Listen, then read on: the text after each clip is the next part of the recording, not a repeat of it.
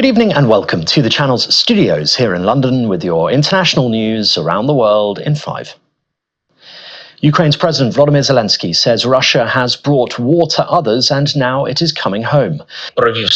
He says the offensive operations in Russia's Kursk region can help bring peace closer by putting pressure on Russia's Vladimir Putin. Speaking in his evening address, Mr. Zelensky said Russia must be forced into peace if Mr. Putin wants to continue waging war so badly. Here a video taken by a Ukrainian soldier saying the city of Sudza is now under their control. The Ukrainian military says its troops now hold 1,000 square kilometers of Russian territory in the ongoing assault. Meanwhile, the Russian Defense Ministry released footage of what it said was additional military hardware for the Kursk region. Mr. Putin accused Ukraine of committing crimes against Russian people and said Kyiv would receive what he called a worthy response. Meanwhile, US Republican Senator Lindsey Graham praised the border operation and urged the Biden administration to provide Ukraine with the weapons it needs. What I think about Kursk? Bold, brilliant, beautiful. Keep it up. Putin started this, kick his ass. Bottom line is to the administration, I appreciate your support. Let these people fight. Give them weapons they need to win a war they can't afford to lose. The UK Prime Minister Sir Keir Starmer has urged Iran to refrain from attacking Israel during a phone call with Iran's new president. These photos show Sir Keir speaking on the phone to Masoud Pezeshkian, where he said there was a serious risk of miscalculation and now was the time for calm and careful consideration. It is the first call between a UK Prime Minister and an Iranian president since March 2021. News of the 30-minute discussion came as the UK issued a joint statement with the US, France, Italy and Germany, urging Iran to end its threats of an attack on Israel. Elon Musk's much-anticipated discussion with Republican presidential candidate Donald Trump on the billionaire's platform X was marred by technical issues. Say what you want. This was a coup. The conversation, in which Mr. Musk asked friendly questions on subjects such as immigration and inflation, began more than 40 minutes late as many users struggled to gain access. The event was billed as an interview, but Mr. Trump made a series of unsubstantiated claims that went without challenge.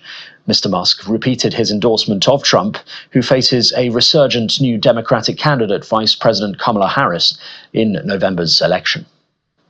A new evacuation alert for the Greek seaside town of Nea Makri has been ordered on Tuesday as fierce wildfires continue to affect the suburbs of Athens. One person has died, with a body believed to be a woman found inside a shop in northern Athens.